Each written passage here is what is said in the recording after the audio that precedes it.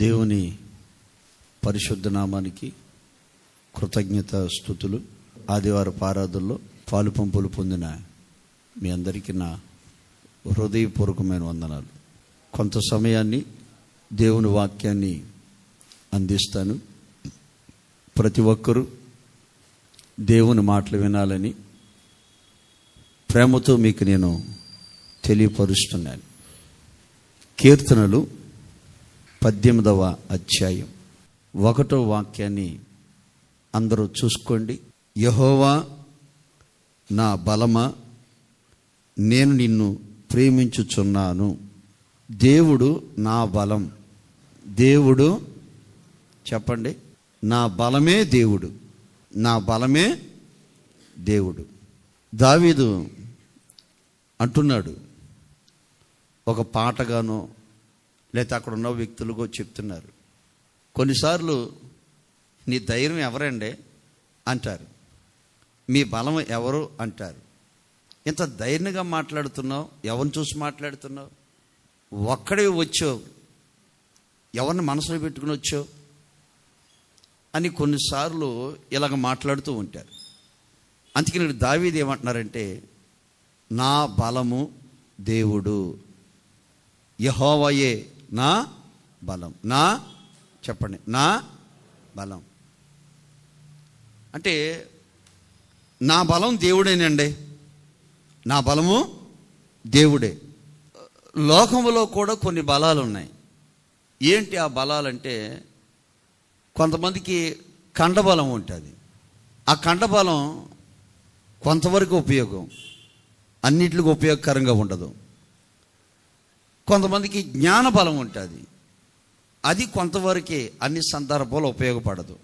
కొంతమందికి కులబలం ఉంటుంది, అది ఆళ్ళ మధ్యలోనే, పక్కకి వెళ్ళామంటే ఆ బలం ఉండదు. కొంతమందికి స్నేహబలం ఉంటుంది, వాళ్ళు ఉన్నప్పుడే. కొంతమందికి చెప్పే మాట, మా పిల్లలే మా బలం అంటారు, అది కూడా గ్యారంటీ చెప్పలేం. కొంతమంది అంటారు, నా ఉద్యోగమే, నా ఆస్తే నా బలం అంటారు, కానీ ఆపద్దినమందు అవి అక్కడికి రావు. ఈ లోకంలో చాలా బలాలు ఉన్నాయి, కానీ ఇవన్నీ కూడా కొన్ని సందర్భాలు ఉపయోగపడవచ్చు, కొన్ని సందర్భాలు ఉపయోగపడవు. కానీ దావీదు ఏమంటున్నారంటే, నా బలము, చెప్పండి, నా బలము. హల్లెలూయా. ఎప్పుడన్నా పాపం పిల్లలు వాళ్ళ అమ్మని కానీ నాన్న కానీ ఏదైనా అడిగారు, వాళ్ళు ఇవ్వలేదు, అప్పుడు మనసు నొచ్చుకోకూడదు. ఏమనాలి? నా బలం అది అనాలి. హల్లెలూయా. అయితే భార్య భర్తలు ఏదో మాట్లాడుకున్నారు, చిన్న సమస్య వచ్చింది, ఆధారి పడిపోకూడదు. ఏమనాలి? అక్క ఏమనాలి? నా బలం. అన్న ఏమనాలి? నా బలం దేవుడే. అంటే గమనించండి, కొన్నిసార్లు దేవుని బిడ్డలైన మనము దేవుని బలం మనకు లేకపోతే, దేవుని బలం మనం బలంగా మార్చుకోకపోతే, కష్టాలు వచ్చినప్పుడు, నష్టాలు వచ్చినప్పుడు, శ్రమలు వచ్చినప్పుడు, శోధనలు వచ్చినప్పుడు మనిషి ఏమైపోతాడంటే బలహీనుడైపోతాడు, కృంగిపోతాడు. ఒక 7 సంవత్సరాల కిందట ఒక ఏరియాలో సువార్త కూటమి పెట్టానండి. చక్కగా వాక్యం చెప్పాను, ప్రార్థన చేస్తున్నాను. అక్కడ ఒక ఆయన అరుగు మీద కూర్చున్నాడు. పెద్దయినా బాగున్నారా అన్నాను నేను. అంతే, నాకే బంగారులో ఉన్నా, నా కొడుకులు నాకుండగా నాకేంటి అన్నాడు. నా కుమారులు నాకుండగా నాకేంటి, నాకే బాగానే ఉన్నాను అంటే అర్థం ఏంటి? నా బలం నా కొడుకులే అన్నాడు. సరేది 2 నెలలు అయిన తర్వాత, ఏమండి అదే పెద్ద ఆయన అడిగితే, రాబాబు రాబాబు రాబాబు చిన్న ప్రార్థన చేసి వెళ్దిగాని అన్నాడు. మొన్న ఏమన్నాడైనా, 2 నెలల కిందట ఏమన్నాడైనా, నా బలం నా కుమారులు అన్నాడు. ఇప్పుడేమంటున్నాడు, రాబాబు చాలా బాధలు ఉన్నాయి, చాలా కష్టాలు ఉన్నాయి, చెప్పుకుంటాను, ప్రార్థన చేద్దిగాని అన్నాడు. తర్వాత నేను అన్నాను, అయ్యా నీ కొడుకులే బలం అన్నావు కదయ్యా, నేను ఇంతకే మధ్యలో ప్రార్థనకు అన్నాను నేను. ఆయన అంటాడు, చచ్చిపోయిన పావుని ఇంతకే చంపుతావు. అయ్యా అది అప్పుడు మాట అయ్యా, మరి ఏం జరిగిందన్న? ఏమీ లేదయ్యా, ఆస్తి రాయిపించుకోవడానికి చాలా బాగా చూసుకున్నారంట. ఎప్పుడైతే ఆస్తి అంతా రాయిపించుకున్న తర్వాత మాట మారిపోయింది, సూపు మారిపోయింది, పెట్టేది కూడా మారిపోయిందంట. ఇప్పుడు ఆయన ఏమంటాడు అంటే, నాకు బలము కొన్నిసార్లు దేవుని పెట్టలేని మనం కూడా, నా భర్త నాకు బలంగా ఉంటే మంచిది అనిపిస్తుంది, లేకపోతే నా భార్య నా పక్కన ఉండి నాకు బలాన్ని ఇస్తే మంచిది అనిపిస్తుంది. కొన్నిసార్లు పిల్లలు కూడా, నా తల్లిదండ్రులు నా వెన్ను తట్టి నాకు బలాన్ని ఇస్తే నేను ముందుకు వెళతాను కదా అనిపిస్తుంది. అయితే అన్ని వేళలా కూడా ఎవరు చేయలేరు కూడా. ఇది లోకం ఇది. అందుకని దావీదు ఏమంటున్నాడు అంటే, దావీదు గారు ఏమంటున్నారంటే, నా బలము, చెప్పండి, నేనంటాను వాళ్ళ నాన్నగారు లేరా, వాళ్ళ అమ్మగారు లేరా, వాళ్ళ అన్నయ్యలు లేరా, ఆయన కిందున్న మంత్రులు లేరా, సైన్యం లేదా, ప్రజలు లేరా? సైన్యమే ఉన్నా, మంత్రులే ఉన్నా, సైన్యాధికారి ఉన్నా, ప్రజలే ఉన్నా, పలుకుబడే ఉన్నా, రాజ్య అధికారమే ఉన్నా, అవన్నీ కూడా ఒక ఆపద వచ్చినప్పుడు, ఒక ప్రమాదం వచ్చినప్పుడు, ఒక కష్టం వచ్చినప్పుడు అది ఏది కూడా మనల్ని బలాన్ని ఇవ్వదు. అందుకని దావీదు అంటున్నారు, నా బలము అంటే దేవుని బలమే మన బలం, మన బలమే దేవుని బలం. ఎందుకంటే దేవుడు ఒక సందర్భంలో గిద్యోను ఖడ్గమే, చెప్పండి మళ్ళీ మర్చిపోయారా, యెహోవా ఖడ్గం, యెహోవా ఖడ్గమే గిద్యోని విజయమే దేవుని విజయం, దేవుని విజయమే గిద్యోని విజయం. అంటే మన అందరి బలం ఎవరు? దేవుడు.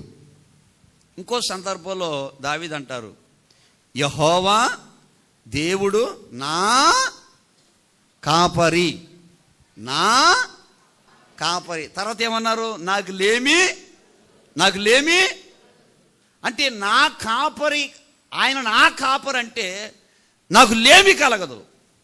అంటే నాకు కష్టాలు వచ్చినా ఆయన నన్ను కాపాడతాడు, నాకు ఆపద వచ్చినా నన్ను కాపాడతాడు, నాకు శ్రమ వచ్చినా శ్రమ నుంచి విడిపిస్తాడు, ఒకవేళ ఇరుకులోకి వెళ్ళినా ఇరుకులో నాకు విశాలత కలగజేస్తాడు, ఒకవేళ కురింగిన నా కాపరి నన్ను నా దగ్గరకు వచ్చి తన భుజస్కంధాల మీదకి వేసుకుని తీసుకెళ్తాడు, ఒకవేళ ముళ్ళ పొదల్లో చిక్కుకున్న తడుకుంటా వచ్చి నా కాపరి ఏ చీకట్లో ఉన్న గాఢాంధకారపు లోయల్లో ఉన్న నా కాపరి నా దగ్గరకు వచ్చి నన్ను భుజాల మీదకి వేసుకుని తన దొడ్డికి తీసుకుని వెళ్ళి తన స్థలానికి తీసుకెళ్ళి నాకు భోజనం పెట్టి నాకు నీళ్ళు ఇచ్చి నా సేద తీరుస్తాడు నా కాపరి, నాకు లేమి. అలాగే దేవుడే మనకు బలంగా ఉంటే ఈ లోకంలో ఎన్ని కష్టాలు వచ్చినా నష్టాలు వచ్చినా వాటన్నిటిని కూడా నిన్ను ఏమీ చేయలేవు, నువ్వు చక్కగా ముందుకు వెళ్ళగలుగుతావు. ఆమేన్. అయితే మన బలం కూడా ఉంది. చూద్దామా మన బలం ఏమైపోద్దో. ఒక 3 విషయాలు చెప్పి ఆ బలానికి ఎలా ఉంటే ఆ బలం మనకు వస్తుందో ఓ చక్కగా 3 విషయాలు దేవుని వాక్యంలోంచి మీకు అందిస్తాను. చూద్దాం. కీర్తనలు 22వ అధ్యాయం 15వ వాక్యం. నా బలము ఎండిపోయి చిల్ల పెంకువలే ఆయను. దావీదు గారికి ఆయనకు ఒక బలం ఉంది. ఆ బలం ఏమైపోయిందంటే ఎండిపోయింది. ఎండిపోయి ఎలా మార్చబడిందంటే చిల్ల పెంకువలే. ఎలాగంటే ఒక సీసా ఉంది, ఆ సీసాని మనం చక్కగా కొబ్బరి నూనెకు వాడుతున్నాం, మంచు నూనెకు వాడుతున్నాం, అది చేయి జారిపోయి కింద పగిలిపోయింది. ఇప్పుడు పగిలిపోయినప్పుడు ఏమంటాం, సీసా పెంకు అంటాం. సీసా అంటామండి అనం, అది పెంకు. ఆ పెంకును మనం ఏం చేస్తామండి, ఇంట్లో పెట్టుకుంటామా? సీసాగా ఉన్నప్పుడైతే అది నూనె వేసుకోవడానికి వాడుకుంటాం, ఉపయోగించుకుంటాం, దాన్ని జాగ్రత్తగా కాపాడుకుంటాం, పిల్లలకు అందకుండా సీసాని జాగ్రత్తగా పెడతాం, అది ఉపయోగం ఉంది కాబట్టి. అది ఎప్పుడైతే కింద పడి పగిలిపోయిందో మొక్క అయిపోయింది. ఆ మొక్కలు మనం ఏం చేస్తామంటే చీపురు గడ్డతో ఏమండి చాట్లోకి ఎత్తి తీసుకెళ్ళి ఎక్కడ పడేస్తాం, మనం పెంట మీద పడేస్తాం. అదే దావీదు అంటున్నారు, నా బలం కూడా ఎండిపోయి పెంట మీదకి వెళ్ళింది, నా బలం కూడా ఎండిపోయింది. ఈ రోజున దేవుని బిడ్డలారా, కొన్నిసార్లు మన జీవితంలో కూడా ఏదైతే మనం ఆశిస్తామో, ఏదైతే నమ్మకం పెట్టుకుంటామో, నా భర్తే నా బలం అనుకుంటామా, నా భార్య నా బలం అనుకుంటామా, నా డబ్బే నా బలం అనుకుంటామా, నా కండ పుష్టే నా బలం అనుకుంటామా, నా అందమే నా బలం అనుకుంటామా, ఏమండి నా జ్ఞానమే నా బలం అనుకుంటామా, నా స్నేహితులే నా బలం అనుకుంటామా, నా ఆస్తుపాస్తులే నా బలం అనుకుంటామా? కొన్నిసార్లు అవి ఏమైపోతాయంటే ఎండిపోయినప్పుడు ఎక్కడికి వెళ్తాయి చెప్పండి? పెంట మీదకే వెళ్తాయి. అందుకనే ప్రభు అయిన యేసుక్రీస్తున్నారు, నేను ద్రాక్షవల్లిని, మీరు తీగులు, నా యందు ఉంటేనే మీరు ఫలిస్తారు, నా యందు ఉంటేనే మీరు బలవంతులుగా మారుతారు. ద్రాక్షవల్లి నుంచి తీగి వేరైపోతే వడిలిపోద్ది, ఎండిపోద్ది, చివరికి ఎక్కడికి వెళ్తుందండి? అగ్నిలోకి వెళుతుంది, అగ్నిలోకి వెళ్తుంది. అంటే మన బలం ఎండిపోతే మన జీవితాలు పనికి రాకుండా పోతాయని అర్థం. అందుకని మన బలం మీద ఎప్పుడు మనం ఆధారపడకూడదు. అందుకని మనకు ఉండవలసిన బలం ఎవరు చెప్పండి? నా బలము దేవుడే. మన బలము ఎండిపోద్దంట, చిల్ల పెంకుగా మారిపోద్దంట. అందుకనే దావీదే అంటున్నాడు, నా బలం కాదు నాకు ముఖ్యం, నా దేవుడే నాకు బలం. రెండోది కూడా మీకు చెప్తాను. ఒక రోజున గొలియాతు యుద్ధ భూమిలో ఉన్నాడు. దావీదు చిన్నపిల్లోడు. సౌలు దగ్గరకు వచ్చి, అయ్యా మీరు కంగారు పడవలసిన పని లేదు, సైన్యం దిగులు పడవలసిన పని లేదు, నేను వెళ్ళి వాడిని చంపేస్తాను అంటే సౌలు ఒక మాట అంటాడు. 1 సమూయేలు 17వ అధ్యాయం 33వ వాక్యం. సౌలు ఈ ఫిలిష్తుని ఎదుర్కొని వాడితో పోట్లాడడానికి నీకేం చాలదో? బలం చాలదు. నిజమే, కొన్నిసార్లు మనకున్న బలం మనకు సరిపోదు. ఎలాగో చెప్తాను వినండి. చిన్న ఉద్యోగం నెలకు 20,000 వస్తాయి, లేకపోతే నెలకు 30,000 వస్తాయి, లేకపోతే నెలకు 10,000 వస్తాయి. కానీ మనకు మాత్రం ఎన్నో ఆశలు ఉంటాయి. పిల్లల్ని చదివించుకోవాలని, ఒక స్థలం కొనాలని, బాగా చదివించి పిల్లలకు మంచి ఉద్యోగం ఇప్పించాలని ఎన్నెన్నో ఉంటాయి. కానీ జీతం ఎంత? తక్కువ. అందులో లోను పోతుంది, వడ్డీలకు పోతూ ఉంటుంది, ఖర్చులకు పోతూ ఉంటుంది. పిల్లలు చదివించుకోవాలి, పిల్లలు ఎదుగుతున్నారు, ఇంట్లో తిండి అన్నీ చూసుకోవాలి. అప్పుడు ఏమనిపిస్తుంది అంటే, నా జీవితం నాకు చాలదు, నా వ్యాపారంలో వచ్చే డబ్బులు చాలదు, నా చేతి పనులు వచ్చే డబ్బులు చాలదు. అంటే దాని అర్థం ఏంటంటే మనకు బలము, చెప్పండి, బలము చాలదు. కొన్నిసార్లు మీరు గమనించండి, ఒకసారి ఆ ఇంట్లో ఉన్న కొడుకో కూతురు, మమ్మీ రోజు వంకాయ పెడుతున్నావు, బీరకాయ పెడుతున్నావు, కొంచెం మటన్ కావాలి మమ్మీ, చికెన్ కావాలి మమ్మీ అంటే తల్లి అనొచ్చు, తండ్రి అనొచ్చు, ఒరే ఉంటే కదా పెడతాను కదరా, ఉంటే కదా పెడతాను, మనకు లేదు కదా, ఉంటే పెట్టనా, లేదు కదా, ఏదో ఒకటి తినండి అంటే బలము లేదు కాబట్టి ఏదో ఒకటి పెడుతున్నారు. ఆమేన్. మా అమ్మ నాకంటే, మా అమ్మమ్మని, అమ్మో ఎప్పుడు చూసినా గుడ్డు 3 పెచ్చులు చేస్తావు, పీసనాడ సంఘానికి అధ్యక్షురాలు నువ్వు. 3 పెచ్చులు చేసేది మా అమ్మమ్మ. 3 చేసి ఒక ముక్క నాకు, ఒక ముక్క మా అక్కకి, ఒక ముక్క మా అమ్మమ్మ ఉంచుకునేది. నేను అనివ్వండి.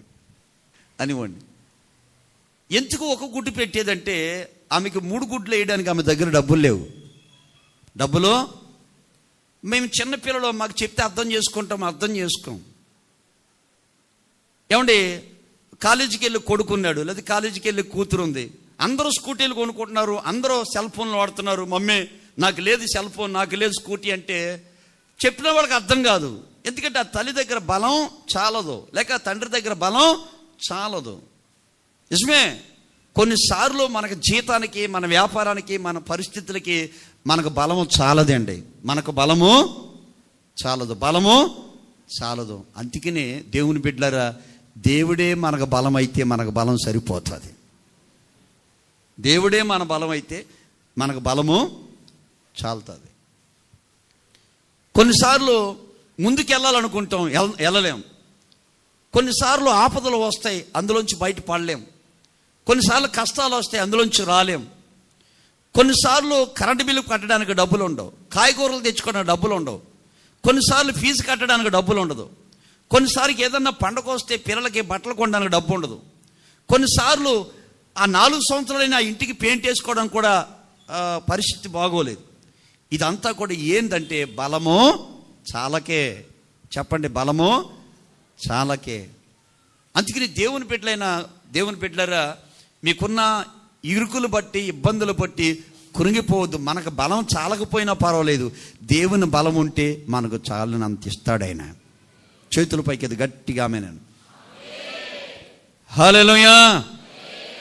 మీరు గమనించండి, మోషే తల్లి కన్నా తర్వాత ఆమె దగ్గర బలం లేదు, పాలిచ్చి పెంచడానికి కూడా ఆహారం లేదు, చదివించడానికి కూడా డబ్బులు లేవు, మంచి బట్టలు వేయడానికి కూడా మోషేకి ఆ తల్లి దగ్గర ఏమీ లేదు. కానీ దేవుడు ఏం చేశారంటే తన బిడ్డని అంతఃపురంలోకి తీసుకెళ్ళాడు. దేవుడు ఏం చేశాడంటే తన బిడ్డని చదివించాడు. దేవుడు ఏం చేశాడంటే తన బిడ్డని ఐగుప్తులో ఉన్న విద్యలన్నీ నేర్పించాడు. దేవుడు ఏం చేశాడంటే తనని ఉన్నతమైన స్థితిలో దేవుడు పెట్టాడు. మొర్దెకైకి తన కూతురికి ఒక మంచి సంబంధం తీసుకొచ్చి చేయలేని స్థితి అయింది. ఆయన ఎవరు? గేటు కాడ ఉద్యోగం చేసుకునేవాడు, వాచ్మెన్ ఉద్యోగం చేసుకునేవాడు. ఆయన బహుశా ఆయన జీతం ఎంత వస్తుంది? ఒక 200-300 రావచ్చేమో ఆ రోజుల్లో, ఒక 100 రూపాయలు రావచ్చేమో నెలకి. కానీ రాజు మేడల్లో ఉన్న రాజుగారిని తన కూతురికి భర్తగా తేగలిగుతాడా? చెప్పరేంటంటే. ఎస్తేరుకి ఒక రాజునిచ్చి పెళ్లి చేయగలిగే స్థితి మొర్దెకైకి ఉందా? లేదు. తనకి బలము చాలకపోయినా దేవుడు ఉన్నాడు కాబట్టి దేవుడు చేశాడు. ఆమేన్. కొన్నిసార్లు కొంతమంది అంటారు, నువ్వు హాస్పిటల్కి వెళ్ళినప్పుడు నీకు పెళ్ళయింది 10 సంవత్సరాలు అయింది, నీకు పిల్లలు పుట్టరు, పుట్టే అవకాశాలు లేవు అంటారు. వాళ్ళు అంటారు, వాస్తవమే. కానీ దేవుడి బలాన్ని నీకు కలిగితే చాలనంత దేవుడు నీకు ఇస్తాడు. ఆమేన్. ఒకవేళ అనవచ్చు, నీ కుటుంబాన్ని నువ్వు పోషించుకోలేవు, నీ పిల్లలకి నువ్వు పెళ్లిళ్ళు చేయలేవు, చదివించలేవు, ఉద్యోగం రప్పించలేవు అని చాలామంది రకరకాలుగా మిమ్మల్ని మాట్లాడవచ్చు. ఎందుకంటే వాళ్ళు ఎవరంటే పై రూపాన్ని చూసి మాట్లాడుతున్నారు, పరిస్థితిని చూసి మాట్లాడుతున్నారు, కష్టాన్ని చూసి మాట్లాడుతున్నారు, బాధను చూసి మాట్లాడుతున్నారు, శ్రమను చూసి మాట్లాడుతున్నారు. దేవుడు బలమైతే చాలినంత దేవుడు నీకు ఇస్తాడు. ఆమేన్. హల్లెలూయా. ఓకేనా? అందుకని నీకు లేనిదని నువ్వెప్పుడు కృంగిపోవద్దు, భయపడొద్దు, కలవరపడొద్దు. కొన్నిసార్లు నీ ఆరోగ్యం నీకు సహకరించకపోవచ్చు. ఇంకా నా ఆరోగ్యం నాకు సహకరించదు, నాకు షుగర్ వచ్చింది కదా, నాకు బీపీ వచ్చింది కదా, నాకు థైరాయిడ్ ఉంది కదా, నాకు ఎముకల్లో బలహీనత కదా, నడువులో బలహీనత కదా, ఊపిరితిత్తులో బలహీనత కదా, నా పని అని అనుకోవద్దు. దేవుడు బలం నిన్ను నడిపిస్తుంది. ఆమేన్. కొన్నిసార్లు మనుషులు ఎట్లా మాట్లాడతారు, ఇప్పుడు కలవరపడకూడదు. మూడోది కూడా చెప్తానేనండి. సౌలు ఒకప్పుడు భక్తి చేశాడండి, చాలా నిష్టగా ఉన్నాడు, ఆయన భయభక్తులు కలిగి ఉన్నాడు, ప్రార్థన పూర్వకంగా ఉన్నాడు, దైవజనుల మాటే వేదవాక్కుగా భావించి నడిచే వ్యక్తి. దైవజనుడు కూర్చోమంటే కూర్చునేవాడు, నిలబడమంటే నిలబడేవాడు. అటువంటి మంచి వ్యక్తి కొన్ని సందర్భాల్లో లోక స్నేహాల వల్ల, లోక మనుషులతో కలిసిపోయి జీవితాన్ని పాడు చేసుకుని పూర్తిగా తనకున్న ఆత్మీయ బలాన్ని అంతా పోగొట్టుకున్నాడు. అయితే ఒక రోజున ఆయనకు ఒక కలవరం. ఏంటా కలవరం అంటే, నా రాజ్యం ఏమైపోద్దో, నేనేమైపోతానో, నా పిల్లలేమైపోతారో, నా ప్రజలేమైపోతారని బాధతో దిగులుతో ఎక్కడికి వెళ్ళాడంటే ఒక మంత్రగత్తె దగ్గరికి వెళ్ళాడు. ఎక్కడికి వెళ్ళాడండి? మంత్రగత్తె దగ్గరికి వెళ్ళాడు. మంత్రగత్తె దగ్గరికి వెళ్ళి ఏమండి కూర్చుని బాధపడుతూ ఉంటాడు, ఏడుస్తూ ఉంటాడు. ఒకప్పుడు రాజ్యములో పట్టణములో సోది చెప్పేవాళ్ళని, చిల్లంగి పెంకి చూసేవాళ్ళని, వీళ్ళందరినీ కూడా మంత్రగత్తెని బయటికి తరివేసిన వ్యక్తి ఇప్పుడు ఏమైపోయాడంటే బలహీనుడైపోయి ఆమె దగ్గరికి వెళ్ళి కూర్చున్నాడు. ఆమె అంటది, అయ్యా నీకు కొంచెం భోజనం పెడతాను, బలము తెచ్చుకో. చూడన్నమాట. 1 సమూయేలు 28:22 ఇప్పుడు ఎంత ఆహారం వడ్డిస్తాను, భోజనం చేసి ప్రయాణమైపోవటానికి బలము తెచ్చుకో. చూడండి, ఒక మంత్రగత్తి ఎవరితో చెప్తున్నారు? ఇశ్రాయేలుకి అధిపతి అయిన, చక్రవర్తి అయిన, మహారాజు అయిన సౌలుతో చెప్తున్నారు. ఏమనంటే, నీకు భోజనం పెడతానయ్యా, బలం తెచ్చుకుని ప్రయాణం చెయ్యి. నేనంటాను, నీకు నాకు అన్యుల బలం ఎంతకాలం ఉంటుంది? అన్యుల బలం ఎంతకాలం ఉంటుంది? ఆమె ఎవరో అన్యురాలు, ఆమె ఎవరో లోకాస్తురాలు, ఆమె ఎవరో దేవునికి విరుద్ధంగా జీవించే వ్యక్తి, ఆమె మంత్రగత్తి. ఆ మంత్రగత్తి భోజనం పెడితే తింటున్నాడు ఆయన. ఆమె పెట్టడమే కాకుండా బలం తెచ్చుకుని వెళ్ళమంటుంది. చూడండి, ఆమె నోటి మాట వల్ల, ఆమె పెట్టే ఆహారం వల్ల బలంగా ఉంటాడా? నడవగలుగుతాడా? జీవితాన్ని ముందు కొనసాగించగలుగుతాడా? లేడు. అలాగే దేవుని బిడ్డలారా, కొన్నిసార్లు నీకు లోకంలో వ్యక్తులు కనపడుతూ ఉంటారు. లోకంలో వ్యక్తులు కనపడతారు. వాళ్ళకి దేవుని భయం లేదు, వాళ్ళకి పరిశుద్ధత లేదు, వాళ్ళ లోకానుసారంగా జీవించేవాళ్ళు. వాళ్ళు నీ దగ్గరకు వచ్చి మేము లేమా నీకు సపోర్ట్ చేస్తాం, 4 రూపాయలు లంచం ఇచ్చేవంటే నీకు ఉద్యోగం ఇస్తాను, ఇలాగ రకరకాలుగా మాట్లాడుతూ ఉంటారు. కానీ అవన్నీ మాయ మాటలు విని మోసపోవద్దు. దానివల్ల నీకు ఏ విధమైన బలం కూడా ఉండదు. సౌలు అలాగే ఆమె పెట్టింది తిన్నాడు, తర్వాత యుద్ధానికి వెళ్ళాడు, యుద్ధంలో సౌలు చనిపోయాడు. అందుకని దేవుని బిడ్డలారా గమనించండి. యవనస్తులారా, మీరు కాలేజీకి వెళ్తున్నారు, వ్యాపారాలకు వెళ్తున్నారు, ఉద్యోగాలకు వెళ్తున్నారు. అన్యుల యొక్క మాటలు నీకు బలాన్ని కలగ చేయవో. వాళ్ళ మాటలు చాలా రమ్యంగా ఉంటాయి, తేనె పూతల్లాగా ఉంటాయి, నిన్ను ఎప్పుడో ముంచేస్తాయి, ప్రమాదంలో పడేస్తాయి. అందుకని దావీదు అంటున్నాడు, నాకు కాదు, నా బలం కాదు, నా బలం మీద నేను ఆధారపడను. ఏంటండి? నా బలం మీద నేను ఆధారపడను. నిజమే, నా బలం నాకు సరిపోదు. అన్యుల బలం మీద నేను ఆధారపడను. ఇప్పుడు నా బలం ఎవరు చెప్పండి? దేవుడే. నా బలం ఎవరు చెప్పండి? దేవుడే. నా బలం ఎవరు చెప్పండి? దేవుడే. ఒక ఆశ్చర్యకరమైన విషయాలు మీకు తెలియపరుస్తాను. ఏలియా గారు మంచి రోషం కలిగిన దైవజనుడు. ఎంత రోషం అంటే, ఆయన ఎవరన్నా ఒక మాట అంటే పడ్డం ఆ పాస్టర్ గారు. ఎవరో ఏలియా గారు. అమ్మో, చాలా రోషం ఎక్కువ ఆయనకి. ఆయన ఒక మాట అన్నాడంటే ఆ మాట జరగవలసిందే. ఒక వ్యక్తి వచ్చి రాజుగారు రమ్మన్నారంటే, నేనే దైవజనుని అయితే, నేనే ఏలియన్ అయితే ఆకాశంలోంచి అగ్ని వచ్చి వీళ్ళందరినీ కాల్చేయను కాక అన్నాడు. ఆ మాట అన్నాడో లేదో అగ్ని వచ్చి కాల్చివేసింది. ఏమండి, పడిపోయిన బలిపీటను కట్టి ఏమండి ప్రార్థన చేస్తే ఆకాశంలోంచి పరలోకంలోంచి అగ్ని వచ్చి బలిపీఠాన్ని మాంసాన్ని కాల్చివేసింది. అంతటి గొప్ప ప్రవక్త. ఏమండి, 400 మంది బయలు ప్రవక్తల్ని ఇశ్రాయేల్ ప్రజలందరినీ తప్పు మార్గాలకు నడిపిస్తున్నారని కోపం వచ్చి ఆయన 400 మందిని కూడా దగ్గరుండి చంపించిన వ్యక్తి. అంత రోషం కలిగిన వాడు. ఎవరో చెప్పండి? ఎవరండి? ఎవరు? అలాగే మన జీవితంలో కూడా కొన్నిసార్లు కొంతకాలం అన్నీ మనకు అనుకూలంగానే ఉంటాయి, కానీ మనకు ప్రతికూలత కూడా ఎదురవుతుంది అన్న విషయం మర్చిపోవద్దు. అన్ని రోజులు అన్నీ మనకు అనుకూలంగా ఉంటాయని ఎప్పుడూ మనం భ్రమలో ఉండకూడదు. ఏలియా గారు అంత ప్రభావంతో నడిపించిన వ్యక్తి ఒక రోజున తెల్లారి ఒక వార్నింగ్ వచ్చింది. ఏంటో వార్నింగ్ అంటే, ఇదిగో రేపటి దినాన నిన్ను చంపేస్తాను, రేపటి దినాన నీ మెడ మీద తలకాయ ఉండదు అని ఆ మాట్లాడేసరికి, ఆ మాటలకి ఏలియా, రోషం కలిగిన ఏలియా, మోకాళ్ళ మధ్యలో తలకాయ పెట్టి ప్రార్థన చేసి ఏలియా, ఒక చనిపోయిన బిడ్డను బ్రతికించిన ఏలియా ప్రార్థన చేస్తే ఆకాశంలోంచి వర్షం ఆగిపోయింది. ప్రార్థన చేస్తే ఆకాశంలోంచి వర్షాన్ని కురిపించిన ఏలియా, దేవునితో ముఖాముఖిగా మాట్లాడిన ఏలియా ఇప్పుడు ఏమైపోయాడంటే, ఒక్క మాటకి కురింగిపోయి సతికిలబడిపోయి బలహీనుడైపోయి ఏమండి ఊరు విడిచి ఒక్కడే రాత్రి వేళ 3 దినాల ప్రయాణం అంతా అరణ్యంలోకి వెళ్ళిపోయి ఒక వృక్షం కాడ కూర్చుని ఒకటే ఏడుపు. ఏంటి ఏడుపు అంటే, ఇంకా నన్ను చంపే, అన్యురాలు చేతిలో పడి చావటం కంటే నీ చేతిలో పడి చావటం మంచిది, దిక్కులేని చావటం కంటే నీ సన్నిధిలో చావటం మంచిది, నన్ను చంపే, నేను ఆ సేవ సరిపోద్ది, నా చదువు సరిపోద్ది, నా ఉద్యోగం సరిపోద్ది, ఈ భార్యతో ఏగింది చాలు, ఈ భర్తతో ఏగింది చాలు, ఈ కోడలతో ఏగింది చాలు, ఈ అత్తగారితో ఏగింది చాలు, ఈ తల్లిదండ్రులతో ఏగింది చాలు, ఈ అన్నదమ్ములు ఏగింది చాలు, నన్ను హల్లెలూయా ఏగింది చాలు, ఈ పిల్లలతో అల్లాడిపోతున్నాను, నా వల్ల కాదు.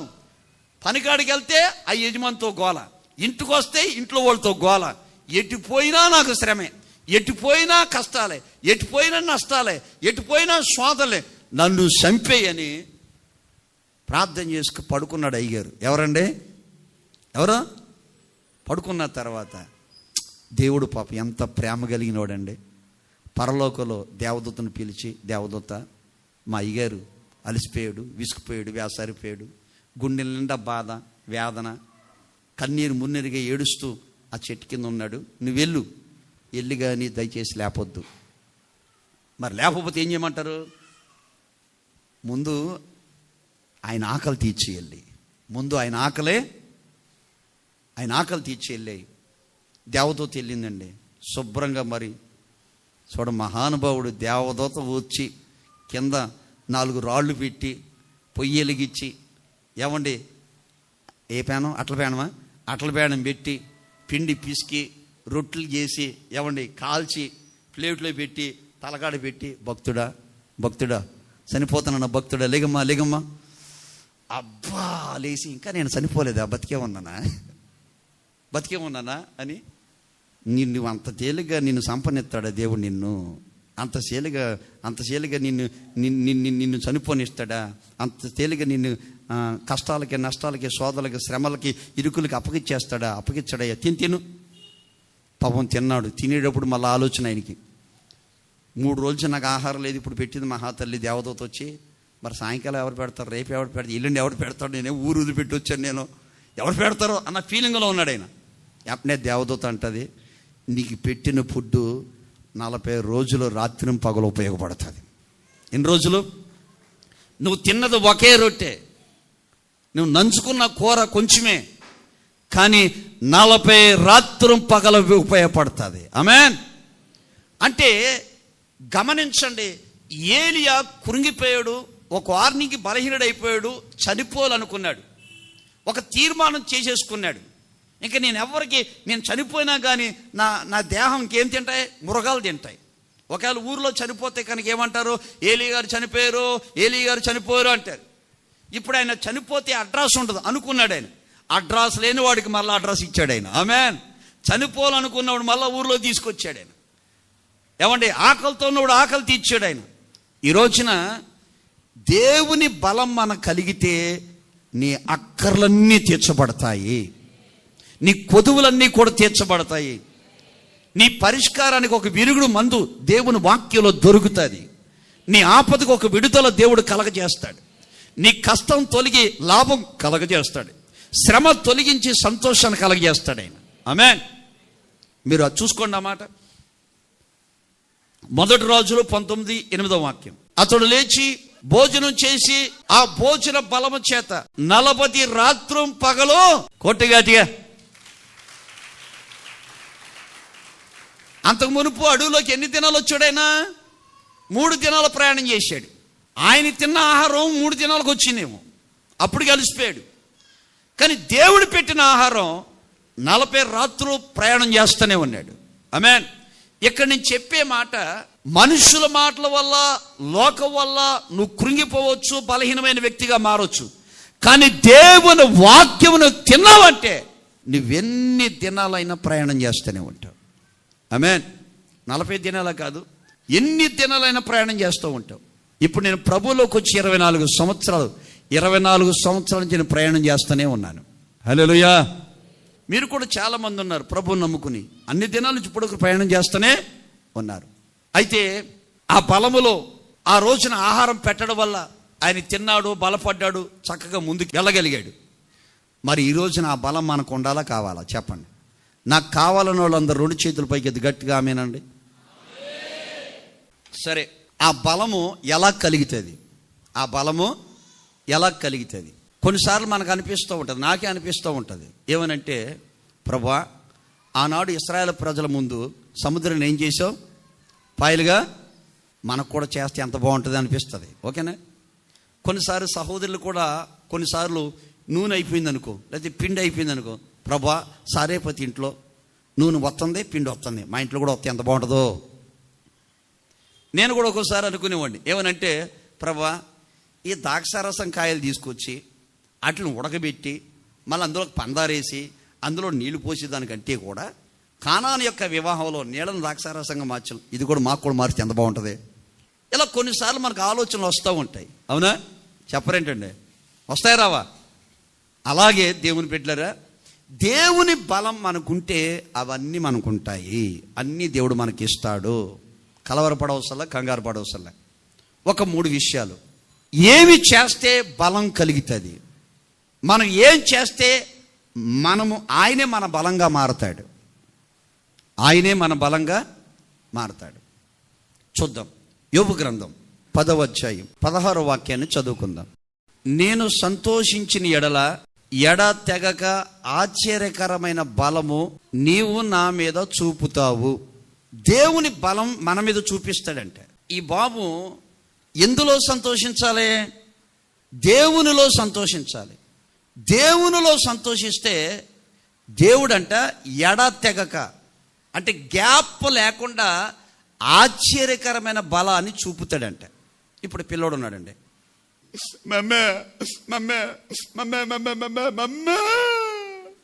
పలానోడు కొట్టాడు మమ్మల్ని, స్కూల్కి వెళ్ళాలి అన్నాడు. చెప్తున్నా మాట వరుసకి. అప్పుడు వాళ్ళ అమ్మండి, ఎవడరా నీ కొట్టింది?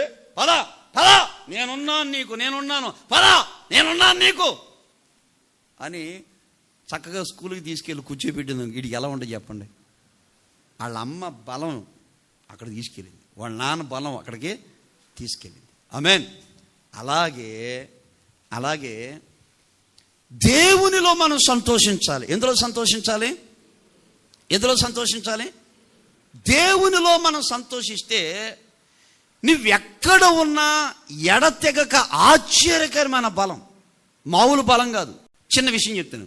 దేవుడు నా బలం అన్నాడు కదా దావీదు ఎందులో సంతోషిస్తున్నాడంటే దేవునిలో సంతోషిస్తున్నాడు. ఎలాగో చెప్తానేనండి. మనుషులన్న తర్వాత మనసులు నొచ్చుకుంటాయి. మనుషులన్న తర్వాత కొన్నిసార్లు మనల్ని తక్కువగా చూసినా, మనల్ని పట్టించుకోకపోయినా, మనకి ఏదైనా చేయకపోయినా కాస్త మనసు నొచ్చుకుంటుంది, బాధపడతాం మనం. ఇప్పుడు దావీదు కుటుంబంలో కూడా అదే జరిగింది. అన్నీలందరూ సౌలు దగ్గర ఉద్యోగంలో ఉంటే మరి దావీదు ఎక్కడున్నాడు చెప్పండి? గొర్రెల దొడ్లో ఉన్నాడు. ఇప్పుడు దావీదుకు ఒక ఫీలింగ్ ఉండాలిగా. ఏంటా ఫీలింగు? సరే తనక లేదనుకోండి, పక్కనున్న వాళ్ళు పుల్ల పెడతారుగా, పక్కనున్న వాళ్ళు ఎక్కిస్తారుగా. దావీదా, ఏంటి మీ అమ్మకి నువ్వంటే ప్రేమ లేనట్టుంది, ఈ మధ్యలో మీ నాన్నకి నువ్వంటే ప్రేమ లేనట్టుంది. దావీదు చూడు, మీ అన్నయ్యలేమో బాగా చదివించారు, మంచి ఉద్యోగాలు ఇప్పించారు, చూడు నీకేమో 4 గొర్రెలు పెట్టారు. ఈ పుల్లయ్యగా నేను ఎలా ఉంటుంది చెప్పండి? సో కొన్నిసార్లు కొంతమంది వ్యక్తులు అంటే పచ్చగడ్డలో కూడా పుల్ల అంటిస్తారనమాట, అగ్గి పుల్ల గీసేస్తారనమాట. ఇప్పుడు దావీదుకి ఎవడొకడు గీకుండా ఉంటాడా? మీరు గమనించండి. దావీదంట ఎప్పుడు కూడా ఏమండి, వాళ్ళు అక్కడుంటే అక్కడ ఉన్నారు, నేను దేవునిలో సంతోషిస్తాను. కొట్టండి, దేవునిలో అంటే గొర్రెలు మేపుకుంటున్నా కానీ సితారా తీసుకుని వాయిద్యాన్ని వాయిస్తూ పాటలు పాడుతున్నాడు. అంటే దేవునిలో సంతోషిస్తున్నాడు.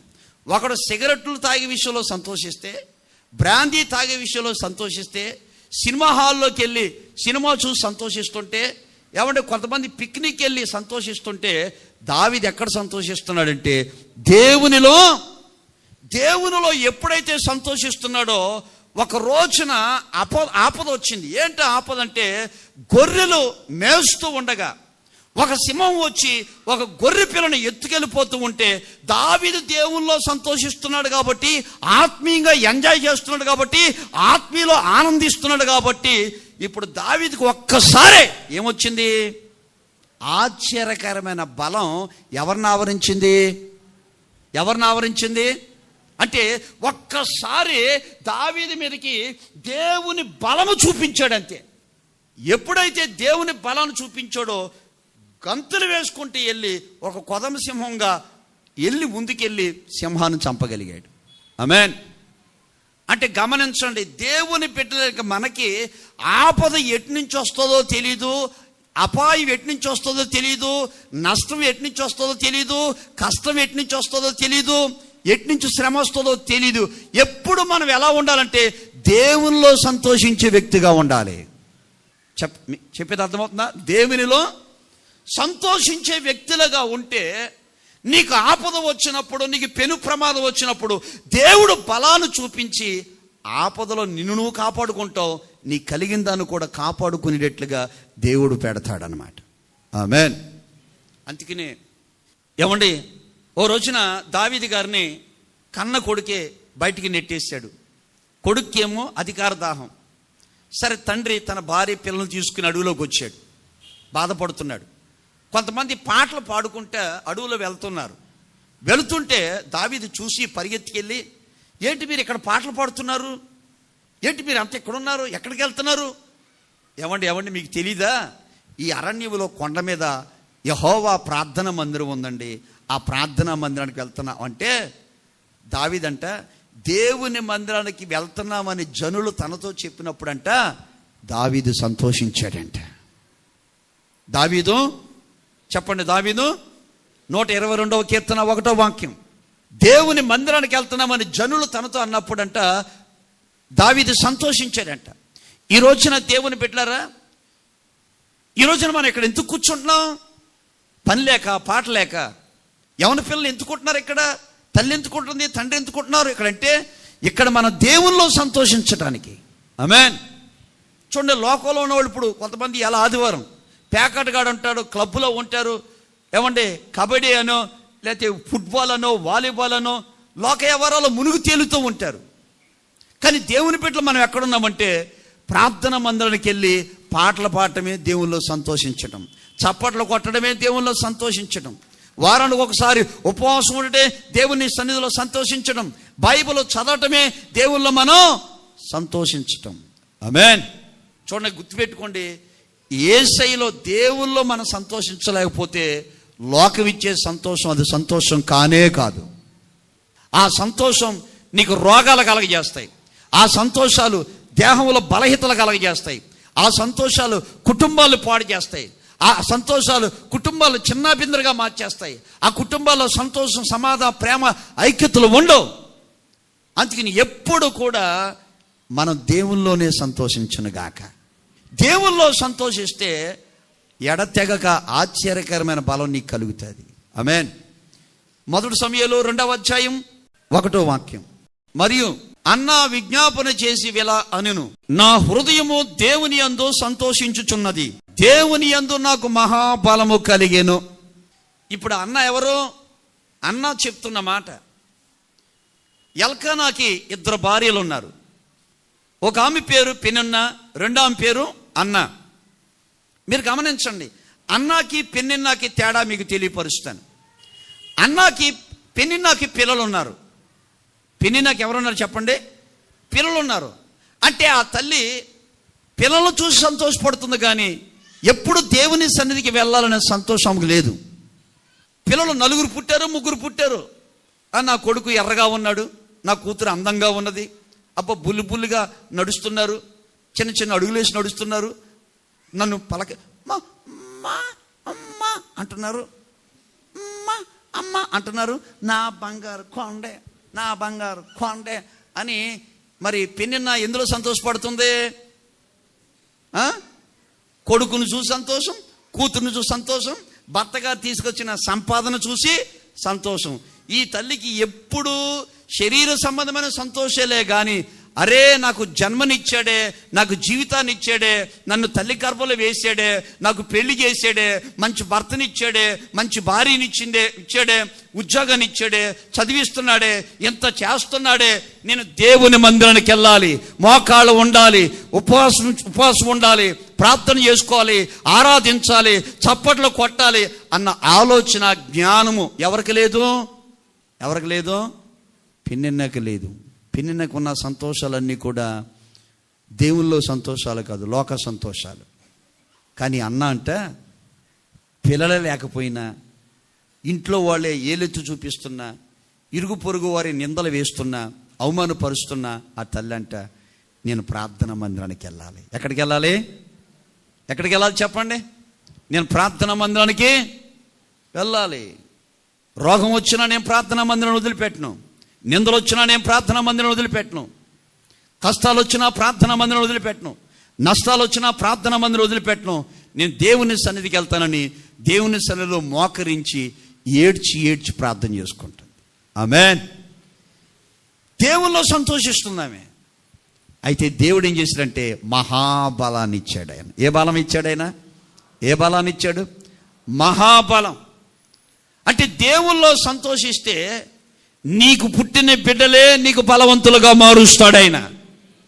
నువ్వు దేవుల్లో సంతోషిస్తే నీ వారే నీకు బలాన్ని ఇచ్చేటట్లుగా చేస్తాడు ఆయన. హల్లెలూయా. నా మాట అర్థమైన వాళ్ళందరూ చేతులు పైకెత్తి గట్టిగా ఆమేనందాం.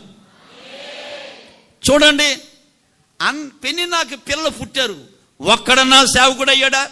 ఒక్కడికన్నా సాక్ష్యం ఉందా? ఆమెకన్నా చరిత్ర ఉందా?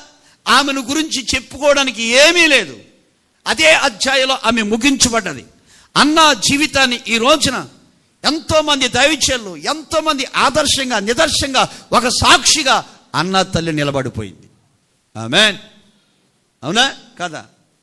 అందుకని దేవుని బిడ్డలైన మనం లోక విషయంలో సంతోషపడక దేవుని విషయంలో సంతోషపడితే నీకు ఎడతెగక ఆశ్చర్యకరమైన బలాన్ని ఇస్తాడు ఆయన. ఆమేన్. కొట్టండి గట్టిగా చెప్పండి.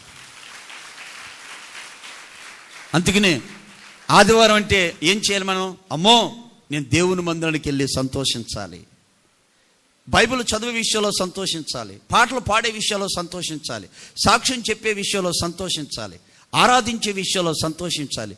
దేవుని కార్యక్రమం ఏదైనా అందులోనే నీకు సంతోషం ఉంది. నీకు నాకు ఎందులో సంతోషం లేనే లేదు. ఆమేన్. హల్లెలూయా. ఇప్పుడు చెప్పండి, బలం ఎక్కడి నుంచి వస్తుంది? చెప్పండి. ఆశ్చర్యకరం బలం ఎలా వచ్చింది దావీదుకి? ఎలా వచ్చింది? దేవుడిలో సంతోషించాలి. ఆమేన్. చూడండి, ఒకవేళ పాపంలో సంతోషం ఎంతకాలం? కొంతకాలమే. దేవుళ్ళో సంతోషకాలం జీవితకాలం. అందుకని దేవుళ్ళో సంతోషించాలంటే మారు మనసు పొందాలి, బాప్తిజం తీసుకోవాలి. ఏమండి, దేవుళ్ళో మనం ఎప్పుడైతే కట్టబడతామో, దేవుళ్ళో సంతోషిస్తామో, ఆయన నీకు బలం అవుతాడు. నువ్వెక్కడున్న ఆశ్చర్యకరమైన సహాయం అందిస్తాడు ఆయన. ఆమేన్. చేతుల పైకి అది గట్టిగా ఆమేన్ అందాం. ఆమేన్. మనమందరూ దేవుల్లో సంతోషించునుగాక, దేవుల్లో పరవశించునుగాక, దేవునిలో గంతులు వేయునుగాక. అందుకనే చూడండి, దావీదు మందసాన్ని తీసుకొచ్చినప్పుడు ఏం చేశాడు ఆయన? మందసం శత్రువులు తీసుకెళ్ళిపోయారు, పలానా చోట ఉంది. ఆ మందసాన్ని తెచ్చేటప్పుడు అంట దావీదు మహారాజు ఏమండి ఆ మందసం ముందు స్టెప్లు వేస్తున్నాడు, నాట్యం ఆడుతున్నాడు, ఎగిరెగిరి గంతులు వేస్తున్నాడు, భాషలో మాట్లాడుతున్నాడు. అసలు మైమర్చిపోయాడు. ఆ మైమర్చిపోయినప్పుడు ఆయన ఒంటి మీద ఉన్న వస్త్రము పక్కకి వెళ్ళిపోయింది. పక్కకి వెళ్ళిపోయినప్పుడు గమనించండి, అక్కడున్న వాళ్ళు ఎవ్వరు కూడా దావీదుని ఎవ్వరేమల్లా. ఎందుకంటే అక్కడున్న ప్రజలందరూ కూడా దావీదు ఎప్పుడు దేవుల్లో సంతోషిస్తాడన్న ఆలోచన ప్రజలకు తెలుసు.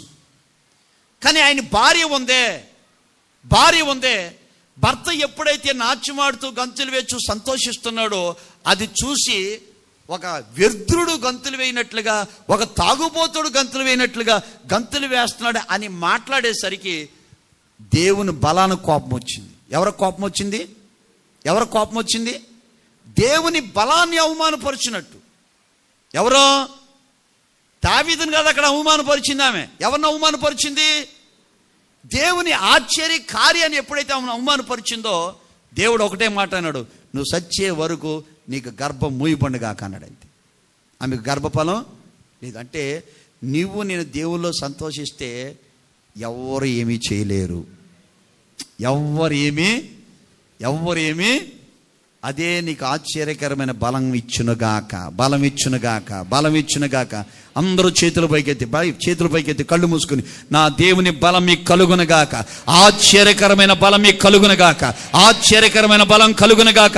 ఎడ తెగక కష్టాలు, నష్టాలు, ఇరుకులు, శోధలు, ఇబ్బందులు ఎడ తెగక దేవుని బలం నీకు కలుగునుగాక, ఆయన బలం నీకు చూపునుగాక, ఆయన బలంతో నిన్ను నడిపించునుగాక. ఆమేన్. అందుకని ఎప్పుడు కూడా మనం ఎవరిలో సంతోషించాలి? చెప్పండి, ఎవరిలో సంతోషించాలి? ఆమేన్. అందుకే నాకు భలే పిచ్చి ఏంటంటే, ఎక్కడ కూటం పెడదామా, ఎక్కడ ఉపవాస కూటం పెడదామా, ఏంటికి స్టింగ్ వెళ్దామా, ఎవరికి ప్రార్థన చేద్దామా, ఎవరు స్వార్థ చేద్దామా, ఇది పిచ్చిది. ఆమేన్. అందరికీ లోక పిచ్చి ఉంటుంది, మనకి యేసయ్య పిచ్చి ఉండాలి. ఏ పిచ్చి ఉండాలి చెప్పండి? ఏ పిచ్చి?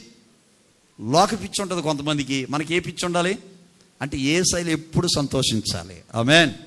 ప్రభువులో నువ్వు సంతోషిస్తూ ఉంటే మహాబలాన్ని ఇస్తాడు ఆయన, నీకు మహాబలం ఇస్తాడు ఆయన. అందుకనే ఇంట్లో అమ్మాయి ఇవాళ ఎగ్జామ్ లేదు కదా, ఇవాళ హోంవర్క్ లేదు కదా, పక్కన కూర్చో కలిసి ప్రార్థన చేద్దామంటే ఎప్పుడే లేడి పిల్లలుగా జింక పిల్లలుగా కొడుకైన కూతురైన పరిగెత్తుకొచ్చి మోకరించాలి. ఆమేన్. దేవునిలో సంతోషించాలి. ఆమేన్. అమ్మా కాసేపు బైబిల్ చదువంటే తర్వాత చదువుతాలే అనకూడదు. ఎప్పుడే సంతోషంగా చదువుతాను అనాలి. ఆమేన్. హల్లెలూయా. ఒకవేళ ఎప్పుడో ఏమండి 3 పూటల పీతలాగా తింటున్నారు, తాంబేలాగా తాగుతున్నారు, మంచిదే, శనివారం ఒక రోజు ఫాస్టింగ్ ఉండండి అని సహోదరి అందనుకో అనకూడదు, అలాగే ఉంటాను అనాలి. ఆమేన్. ఇదే మనకి దేవుడి